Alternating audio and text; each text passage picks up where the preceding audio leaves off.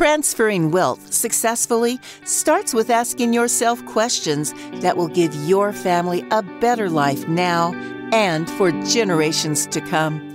In this podcast, financial professionals John and Michael from Copper Beech Financial Group guide you through eye-opening questions to help you discover the truth about your wealth. Now, on to the show.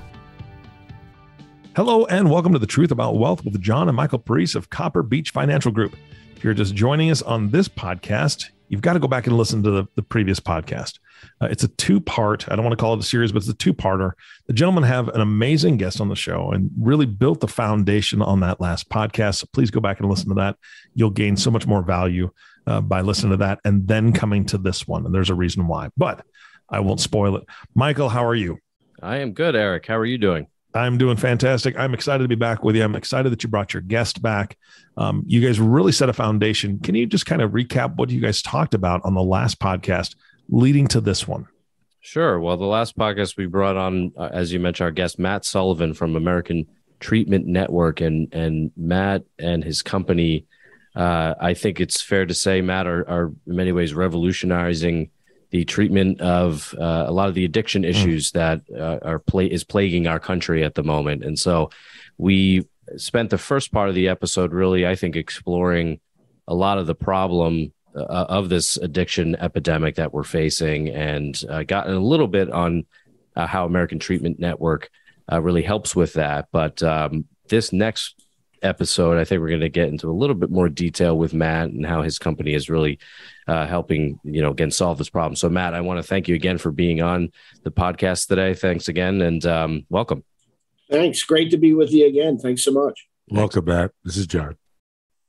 All right. So Matt, as we said, we're big fans of case studies and storytelling here on this podcast. And I know that you deal with a lot of sensitive issues, but I was hoping you could maybe get into a little bit more detail on maybe some of the stories, success stories that you've had with your business, and maybe, if you can, try to explain why you guys are able to get those success stories, perhaps more than maybe some other treatment services out there. Sure, absolutely. So when we think of success cases, right, or success story, we believe that, every day that you're sober is a success. So how does that translate into what we measure, right? KPIs, metrics. We're one of the few folks that actually is actively, everybody tries to measure their business, which we do, which is great. But one of our key metrics is sobriety rates. And when you look at the sobriety rates of the industry, they're around 40 to 60%, meaning it is tough. We know evidence-based treatment, MAT specifically, in a 2-year time frame, 60% of the folks are still clean and sober at 2 years. So we know that 40% have relapsed. So we know that even if we're doing a great job here, there's still a lot of folks that are going to relapse. So one of our key metrics that we like to do in the success cases is that, and this is how we track it, is that sobriety rate. Because of the sensitive nature of what we do, we can't obviously give names, but I can give you instances and what we see all the time on a first-hand basis. We had a gentleman come in that was struggling with drug and alcohol. He had been incarcerated because of that, and he was in bad shape. So he was initially referred to us from the probation department. And this is about a year ago. And he came into the program. It was, kind of sad. He had gotten back into my office because my door wasn't shut. So we were having a great conversation, and he was so anxious that he almost rubbed a hole into my carpet with his shoes. And this gentleman, kind of became, because I had that conversation with him, and we got him in and was part of his intake. He and I became very friendly because he was very diligent, a little resistant, as some folks are in the beginning. But as he became aware of his situation, as we began to build the trust, right? So how do we build trust with our clients? Everything's fully disclosed. We tell them why we're doing it. And one of the things that we do is we urine drug test our patients. It's random in nature. And we do it at a protocol, which really helps us have a third party metric in addition to all the eyes that are on the patient. After some fits and starts in the first month, he really began to trust us. So much so, he really began to thrive in our program, went through the program probably in about a year, was able to get discharged at the end of the year, and just each month, right? So our process, I can share with you our process, but it's very personalized. So sometimes you'll have somebody that embraces the process, they follow the process, and they're out of our treatment in a year. We call them alumni. And they're so grateful for what they've done. They actually come back and help some of the others as peer counselors. And that's what this gentleman did. That's great. So this gentleman, not only was he struggling kind of at the end of his rope, had gotten into our program, had gotten sober, had gotten better, began to really embrace the philosophies. And then he saw himself as somebody that could now become what's called a certified peer specialist. So it not only did we get him better, he's now an active certified peer specialist. He had moved, he's out in Colorado, and he's now in the addiction treatment space. So he's giving back. And, when people ask him his story, he said, thank God for American Treatment Network, because I was on death's door and I was about to die, but that wasn't God's plan. He brought me to American Treatment Network. I've been able to live again, and now I'm here to help you live again. And we've been on a couple of his meetings with him, and it's just become very eloquent in the value of outpatient treatment. Certainly what he saw here is not everywhere. He's an advocate for wraparound value-based care, medical and behavioral health. Because it becomes an access play. He lived 3 or 4 blocks, fortunately, from us, so he could just walk here. That was probably, one of our biggest success cases, that not only get him better, he now is actively in the addiction treatment. As a leader, right? So, the other great stories that we have is, who takes the bus anymore, right? We all have our cell phones, our cars. Well, quite a few people take the bus. So we took an ad out on the bench out in front of our office. And, we all think of Google and we all think of all these high-tech ways to get the message out. We've already had 10 or 15 people sitting there waiting for the bus that has said, you know what, I'm not taking this bus. I'm walking into American Treatment Network right behind me. And most of their stories are very similar. Our 90% of our patients right now, we have a sobriety rate of 90%. So as long as they're with us, most folks are going to do great. We do have what we call that 10%, which is relapse, right? But that doesn't mean they're gone forever. So, we've had stories. This one gentleman also came in through that entrance, didn't have a problem with, the police, did not touch any of the other services that are widely available for everybody. He just felt after a year of abusing alcohol, after years of abusing alcohol, he was done. And he said, I sat there on that bench and I decided now's the time. So again, he got off that bench, in this case it was alcohol, and came in and got into our program. He's still in the program. He comes monthly for some of our outpatients, our groups, after some individuals. So, we deliver a continuum of care here. So folks can obviously get the medical treatment for, hepatitis, for their, if they happen to have, this is injectable drugs, right? So it's infectious diseases. We have that full lab that I've mentioned where we do not only toxicology, but we do COVID testing and such. So they can get they know that if they pick up the phone, they got someone that's going to see them right away. and the behavioral health. So when they first come, we do that assessment that I spoke about in the last podcast, and we place them in a track. And that track can be anywhere from 2 years to 6 months. It just depends on how well the patient does in treatment. Most folks, it is, like I mentioned, it's chronic. Most of our patients are with us probably about 2 years. If a patient does relapse, unfortunately, we've seen that. We may not see them for a while, but they come back. So they always remember that experience of American Treatment Network.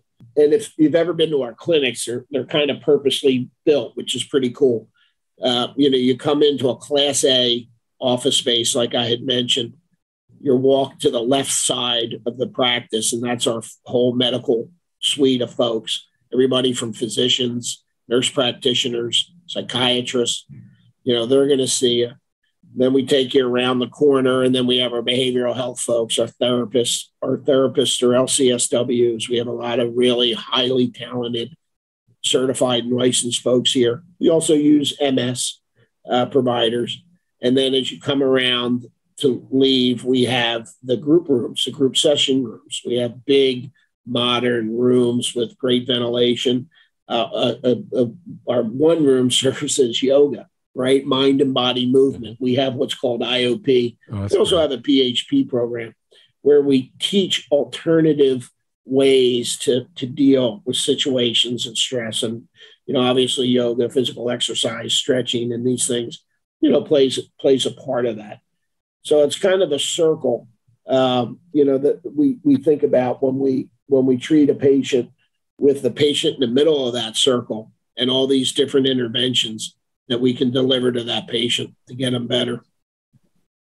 Hey, Matt, I would think you'd have a challenge, maybe I'm wrong, a challenge of recruiting skill personnel to your centers. Is there an abundance of specialists out there that are looking for a home, or is it something you train them to? So it is a challenge for us. I think what has happened with the pandemic, LCSWs that I mentioned, these are highly certified folks, they're kind of a rare breed now. And so we've been fortunate in the fact that when we meet with folks and they actually see our model, they see how fundamentally different we are than where they came from. And they also see the culture of our American Treatment Network. They get to look at the white of our eyes. They see that not only do we talk about the right things to do, we actually do it, right? So we are growing very fast. I think we have, well over 50 employees now. Each one of these new centers is about 25 folks. I have about 3 of those going up. We've been fortunate in A, our clinical reputation helps. B, our flexibility helps, with the telehealth. We're starting to hire some of these folks. And with the advent of our EMR system and the telehealth, we can actually have them productive from their house. So I think it's more the providers need to be willing to change how they interact with the rest of the team. But I would say, while it's always a challenge, we've been able really to attract the best and the brightest because of how different we are. A lot of the treatment it's fragmented. So do I go see my primary care? Well, I maybe go see him and have to get an appointment with him. But then he's going to refer me to get counseling. And then, well, where am I going to go to, who's going to do the drug testing, right? Then I got to go to LabCorp request. So it becomes this big process, this big, where do I go? How do I get started? How do I stay engaged? That becomes a barrier where we say, look, it's real easy. You walk in the front door, you call our number, we get you in within 24 hours, and we're going to give you everything that you need. Because in the end, you're going to need every resource to fight this addiction. And in the end, we're really talking about survival, right? So we take that mission seriously here. And I think when you come and you see it and you talk to the team, people are excited to join. Yeah, I mean, it seems it seems so common sense, but I understand that particularly in the medical world, that's not always the way things turn out in practice. But it seems to me, from my perspective, not being an expert in this topic, that any barrier you put up to getting that treatment started is a negative, right? Correct. And I love how you can really be a one-stop turnkey shop for that, because I think that would make all the difference for a lot of people out there that want to get started, but I have to wait, a month to get an appointment at this lab, and I've got to figure out how to get there. And then before you know it, they lose interest, right? That to me seems so common sense, but I guess that's not the way that it's worked traditionally. So it's great that you guys are doing that. Yeah, and I think, I think there's a fundamental movement within healthcare in America where we want to get to what's called value. So the payers like to talk about value-based care, and they are putting value-based contracting for the medical side of the house, but they seem reluctant to kind of join both. Now, we do have some pretty forward-thinking insurers that are trying to get there. For us, we like to call ourselves a value-based program in a fee-for-service world. So what that means is, by delivering both medical and behavioral services and tracking that data, we're going to work with Thomas Jefferson. And when we have enough data, I'd worked with them in the past, and we're going to publish that data. Okay. So our ultimate goal here in getting people better is to say, look, here is the American Treatment Network ecosystem. It's our way of care. We have looked at it over a period of 2 years. Here's our sobriety rates. Here's our long-term sobriety rates. Here's our connection to care. And we've even partnered with one of the large payers in Delaware to be open to looking at the actual cost, where what we'll do is we'll identify a handful of these patients. And with the help of the plan, we'll be able to look at their claim history. And the question will be, what was the claim history before ATN? What's the claim history after ATN? And we believe that we'll achieve two goals. A, we'll have better outcomes and metrics, but we also believe it'll be less costly to treat that patient in the ecosystem of American Treatment Network. We know that the cost of somebody not being treated to a health plan is roughly $16,000 per patient per year. And that's made up of visits to the ER, overutilization of services. These folks if they're not in treatment, are twice as likely to be hospitalized in the prior year and 4 times as likely to use that emergency room as your primary care doc or your emergency room. Just here in Delaware County, Chester Crozier has decided that they're going to leave addiction treatment services. And it's caused a great opportunity for us because we've just rented some space in the office building down there. So luckily we can help fill that void, but it's hospitals aren't prepared to treat chronically. They're prepared to treat acute illness. And Prospect Medical owns Chester Crozier, and it was decided, we can't make money there because it's a chronic disease, and it's not well funded, from a chronic perspective. So, how we're able to do well as a business is by really delivering the best care, and that's where it starts and ends for us. What's the best for the patient? And that ultimately, that model will be proven out with data in a value-based world. And as that becomes more of a contracting requirement for these payers, we think we'll be able to, put more of these centers up because we'll be able to do better. Hey, Matt, quick question. The people that fall out of your program for whatever reason, that 40% number, how many of them come back to you? And when they come back to you, is there continued success, or they're still challenged with their addiction? So it depends. It depends on the patient. So we do see so that 60% number is nationwide on MAT across the nation. Our numbers are much better than that. Oh, good. Thank God. And when we do have an initial touch with the patient, when you look at our touch points, units of service, for example, if someone comes to us for MAT, he's going to get 4 units of service the first month from medical, essentially once a week. He's going to have a physician see him once a week. He's also going to get a minimum of 3 touch points a week in either a group or individual setting. So they're getting that behavioral and the medical. That's a lot of touches a week. That's 4 touches a week, right? 4 hours a week. That's a lot of time. So the ASAM process and best practice is to start heavy in the beginning, and based on patient success and their progression within the program, you gently come back off the service to where ultimately they're seen once a month, at least in our model. They're seen once a month by a physician and once a month by a therapist. That's at the end of their treatment. So the key for this model is about the 3 to 6 month program time frame. That's really when, if they're going to relapse and flush out, we see it. So it is possible that, when I throw out a 90% sobriety rate and engagement rate here at American Treatment Network, those 10% of the folks, some we don't ever see again, sadly.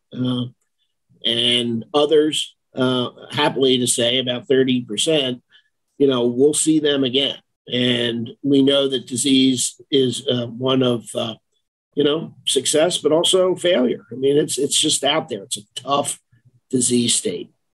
And, I always go back to that 60% number that you threw out. For me, as an operator, is, I tend to look at that 40%. Like, how can we get that 40%? Because that's where people die. It's where people continue to struggle and they don't reach their potential. And that's, for me, that's what drives us here. Is as great as we're doing, let's pat ourselves on the back, but let's challenge ourselves to raise the bar where nobody wants for addiction treatment in America. Yeah, Matt, I love that. Well, I love that challenge, first off. And what I sort of gleaned from this conversation, the last 2 podcasts, is really what and correct me if I'm wrong, it seems from my perspective that there is a higher degree of relapse for individuals that aren't able to change the lifestyle or their environment from before they visited you the first time, because it seems to me like you're creating a different culture and a different lifestyle for these individuals that you're treating that really helps them move past that, or maybe change their whole mindset around their life. Yeah, I think I think it's got the question has 2 components, right? I think, we do treat that. We do have some folks in here that do not want medicated assisted treatment.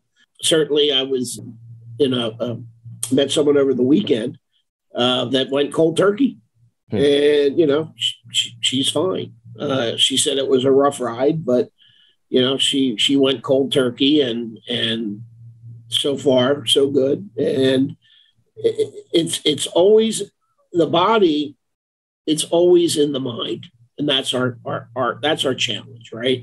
So you can have folks, and this is an interesting dynamic in our industry, because medicated assisted treatment, which we know is the only evidence-based successful modality out there that I've mentioned, it's not 100% adopted in the industry.